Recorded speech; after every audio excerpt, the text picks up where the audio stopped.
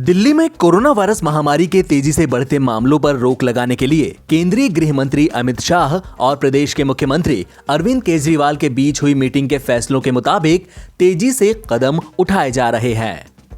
15 नवंबर को हुई इस मीटिंग में 12 फैसले लिए गए थे, जिन्हें तत्काल प्रभाव से लागू किया जा रहा है। केंद्रीय गृह मंत्रालय ने बुधवार को मीटिंग में लिए फैसलों पर हो रहे कामों का ब्यौरा दिया। गृह मंत्रालय ने बताया कि मीटिंग में लिए गए फैसलों के तहत केंद्रीय सशस्त्र बलों के 45 डॉक्टर और 160 पैरामेडिकल स्टाफ दिल्ली पहुंच चुके हैं। दिल्ली एयरपोर्ट के नजदीक रक्षा अनुसंधान एवं विकास संगठन के अस्पताल और छतरपुर के कोविड केयर सेंटर में इनकी तैनाती होगी। बाकी डॉक्टर और स्टाफ भी अगले कुछ दिनों में दिल्ली पहुंच जाएंगे। गृह मंत्रालय ने बताया कि मीटिंग में लिए गए फैसले के तहत केंद्रीय सशस्त्र बलों के 45 डॉक्टर और 160 पैरामेडिकल स्टाफ दिल्ली पहुंच चुके हैं।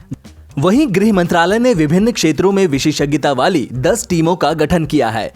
ये टीमें प्राइवेट हॉस्पिटल में बिस्तरों की उपयोगिता और टेस्टिंग की क्षमता का ब्यौरा जुटाएगी, ताकि यह पता लगाया जा सके कि किन अस्पतालों में अतिरिक्त आईसीयू बेड लगाए जा सकते हैं। वहीं भारत इलेक्ट्रॉनिक्स लिमिटेड भी बेंगलुरु से 250 वेंटिलेटर भेज चुकी है, जो संभवतः इस वीकेंड दिल्ली पहुंच जाएगी। इसके अलावा दिल्ली में घर घर जाकर सर्वे करने की प्रक्रिया भी एडवांस्ड स्टेज में है।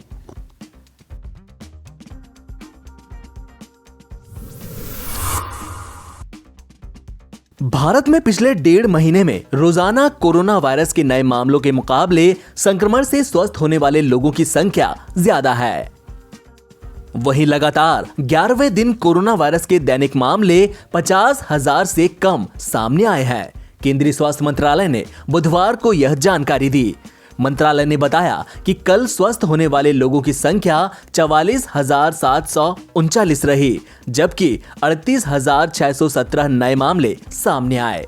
मंत्रालय ने बताया कि इस आंकड़े के मुताबिक अब इलाज करा रहे मरीजों की संख्या में सीधे 6,122 की कमी हुई और अब तक कुल 4,46,805 लोगों का इलाज चल रहा है, जो कि कुल मामलों का 5.01% है। मंत्रालय ने कहा कि देश में पिछले 1.5 महीने से ज्यादा समय से नए कोरोना मरीज की तुलना में स्वस्थ होने वाले लोगों की संख्या ज्यादा रही है। वहीं देश में लगातार 11वें दिन भी नए मामलों की संख्या 50,000 से कम रही। मंत्रालय ने बताया कि अब तक कुल स्वस्थ हुए लोगों की संख्या बुधवार को 83,35,109 पर पहुंच गई, जिससे अब तक देश में कोरोना से रिकवरी रेट बढ़कर 93.52% हो गया है।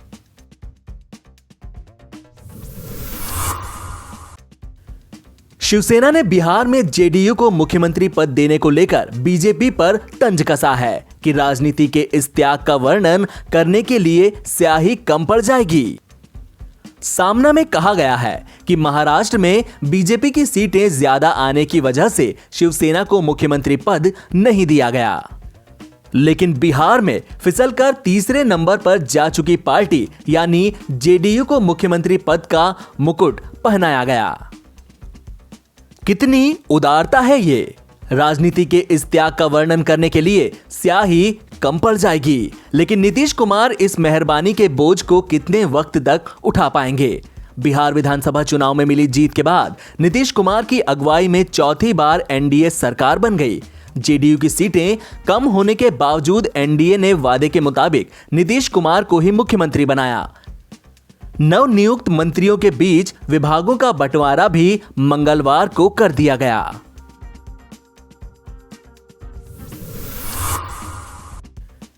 डीडीसी चुनाव में कश्मीर के सियासी दल पीपुल्स अलायंस फॉर डिक्लेरेशन के बैनर तले मैदान में उतर रहे हैं, लेकिन अब गुपकार ग्रुप में दरार पड़ती नजर आ रही है। ऐसा इसलिए क्योंकि कई इलाकों में पीडीपी और नेशनल कॉन्फ्रेंस के खिलाफ उम्मीदवारों को उतारने का काम शुरू हो गया है। अब आरोपों का दौर भी शुरू हो गया है। इसे गठबंधन के फैसले के खिलाफ बताया जा रहा है। बड़े नेताओं को इसकी जानकारी दी गई है, लेकिन अलायंस के चीफ फारूक अब्दुल्ला और उमर अब्दुल्ला अपने घर पर ही हैं। उनकी तरफ से मंगलवार को कहा गया कि वह किसी कोरोना संदिग्ध के संपर्क में आ गए, इसीलिए 10 दिनों तक अपने घर में ही रहेंगे।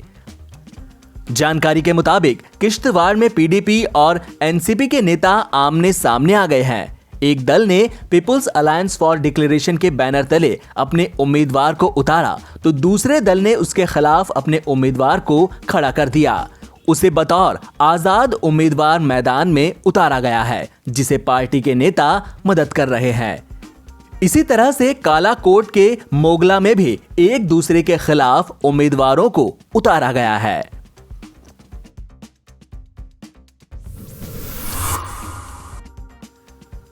छठ पूजा के सामूहिक आयोजन पर पाबंदी को लेकर अरविंद केजरीवाल सरकार को दिल्ली हाईकोर्ट ने बड़ी राहत दी है।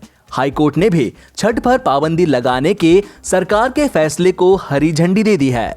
कोर्ट ने कहा कि छठ पूजा के सामूहिक आयोजन की अनुमति देने पर कोरोना वायरस महामारी में तेज वृद्धि की आशंका रहेगी। वहीं उपराज्यपाल अनिल बैजल ने भी दिल्ली सरकार को कुछ इलाकों में स्थानीय स्तर पर लॉकडाउन लगाने की अनुमति दे दी है। मुख्यमंत्री ने मंगलवार को एलजी के जरिए केंद्र सरकार से कोरोना हॉटस्पॉट एरियाज में कुछ गतिविधियों पर पाबंदी लगाने की अनुमति मांगी थी। दिल्ली सरकार के फैसले के खिलाफ छठ पूजा के आयोजन की अनुमति लेने के लिए दिल्ली हाईकोर्ट में याचिका दायर की गई थी। इस पर कड़ी टिप्पणी करते हुए हाईकोर्ट ने कहा कि जिंदा रहोगे तभी तो कोई त्योहार मना पाओगे। हाईकोर्ट ने यह कहते हुए याचिका ठुकरा दी कि लगता है याचिकाकर्ता को दिल्ली के हालात की जानकारी नहीं है। ऐसे हालातों में भीड़ इकट्ठा होने की इजाजत नहीं दी जा सकती।